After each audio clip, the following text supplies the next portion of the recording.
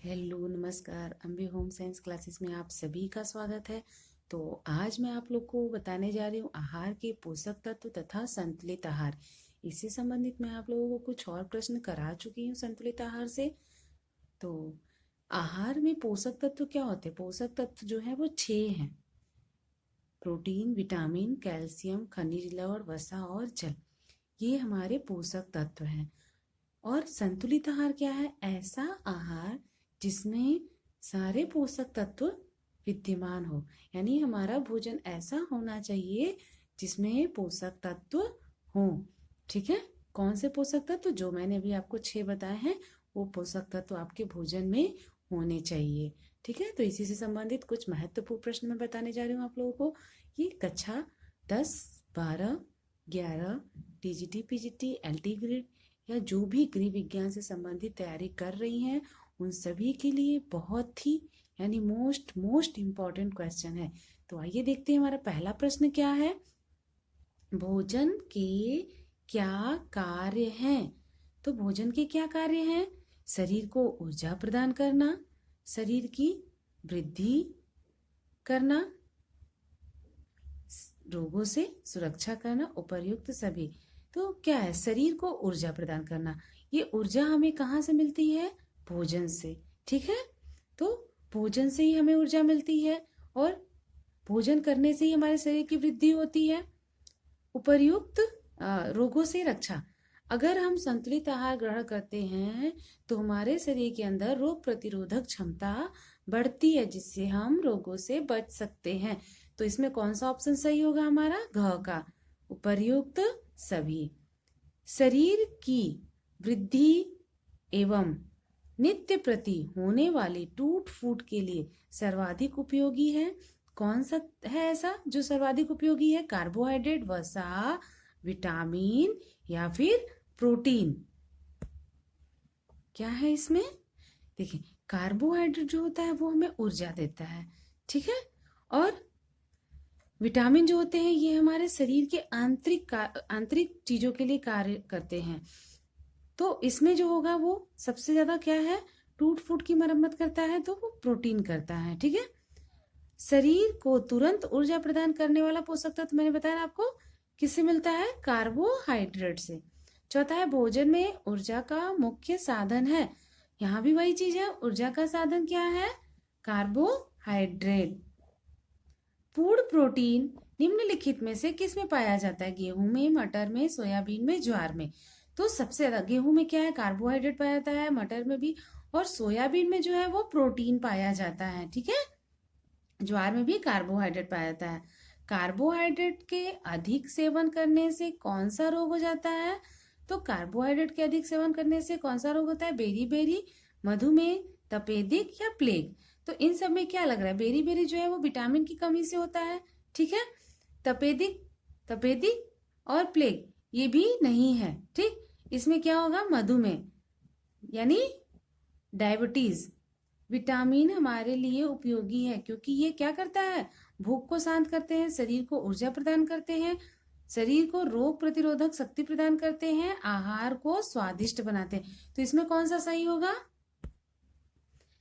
पहला है भूख को शांत करना, शरीर को ऊर्जा प्रदान करना। तो शरीर को ऊर्जा प्रदान करता है कौन? आपको पता चल गया, कार्बोहाइड्रेट। तो इसमें जो होगा आपका उत्तर सही होगा, रोग प्रतिरोधक शक्ति को बढ़ाता है। विटामिन जो है वो रोग प्रतिरोधक शक्ति को बढ़ाता है। कौन सा विटामिन वसा में घुलनशील है? मैंने बताया था ना आपको, 2 प्रकार के विटामिन होते हैं, जल में घुलनशील और वसा में घुलनशील। तो जल में सिर्फ 2 विटामिन है जो जल में घुलनशील होते हैं, वो बी और सी। और वसा में घुलनशील जितने विटामिन है वो सब वसा में घुलनशील है। तो यहाँ पे क्या पूछा है? वसा में घुलनशील नहीं है। तो विटामिन ए ये किस में घुलनशील है? वसा में है। विटामिन बी नहीं है। ठीक है, डी और के वसा में घुलनशील है।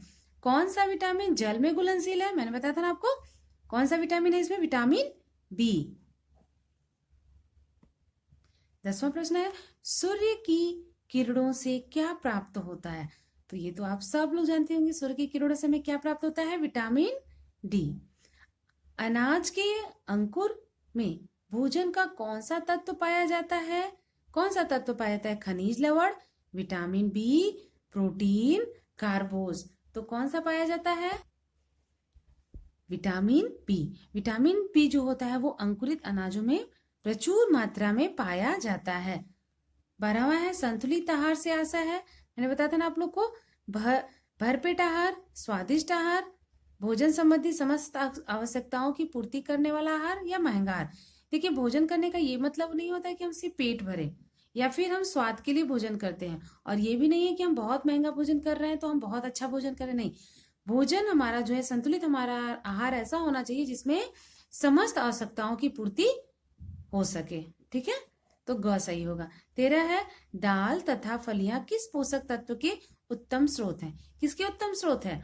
दाल और फलियां जो होते हैं वो प्रोटीन के उत्तम स्रोत होते हैं, क्योंकि इसमें वसा तो पाया नहीं जाएगा। कार्बोहाइड्रेट जो है वो अनाज में ज्यादातर पाया जाता है, और खनिज लवण हरे पत्तेदार वाले सब्जियों में पाया जाता है। तो इसमें क्या सही होगा? प्रोटीन। विटामिन सी की कमी से कौन सा रोग हो जाता है? तो विटामिन सी की कमी से कौन सा रोग होता है? ए से रतौंधी, बी से बेरी, सी से स्कर्वी। ठीक है, तो कौन सा रोग होगा? ख का स्कर्वी। विटामिन सी पाया जाता है। विटामिन सी जो होता है वो खट्टे फलों में बहुत ज्यादा पाया जाता है। तो इसमें से केला नहीं, आंवला। हाँ, आंवला जो है वो सबसे ज्यादा खट्टा होता है, और विटामिन सी सबसे ज्यादा प्रचुर मात्रा में पाया जाता है आंवले में। आंवला में कौन सा तत्व अधिक मात्रा में पाया जाता है? तो आंवला में विटामिन सी पाया जाता है। विटामिन डी प्राप्त करने का निःशुल्क स्रोत क्या है? सूर्य की किरणें। विटामिन डी हमें निःशुल्क मिल जाता है। कौन देता है वो हमें? सूरज दादा, है ना। अब 18वां प्रश्न है विटामिन ए सर्वाधिक आवश्यक है। किसके लिए आवश्यक है? हड्डियों के लिए, आंखों तथा त्वचा के लिए, मांसपेशियों के लिए, रक्त के निर्माण के लिए।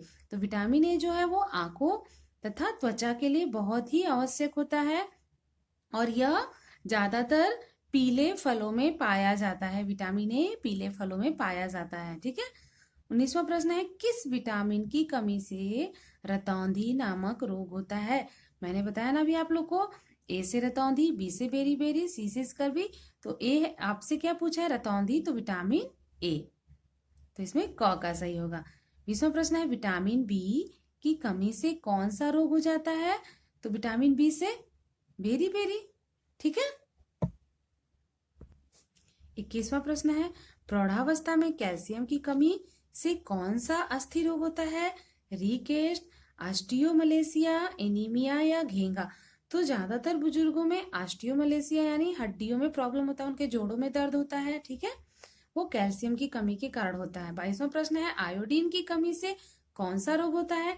तो आप सब जानते हैं ना, आयोडीन की कमी से घेंगा नामक रोग होता है, इसलिए हमें नमक वही प्रयोग करना चाहिए जिसमें आयोडीन की मात्रा पाई जाती है।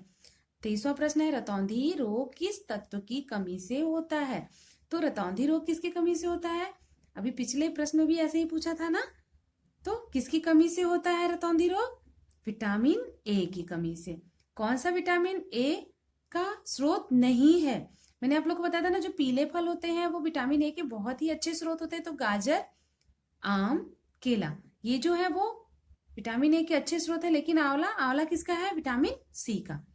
25वां है कौन सा आहार संपूर्ण आहार है? मांस, दही, फल, दूध।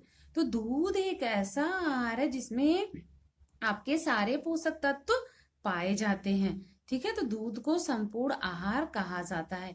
इस प्रश्न को बिल्कुल अच्छे से देख लीजिए और एकदम समझ लीजिए।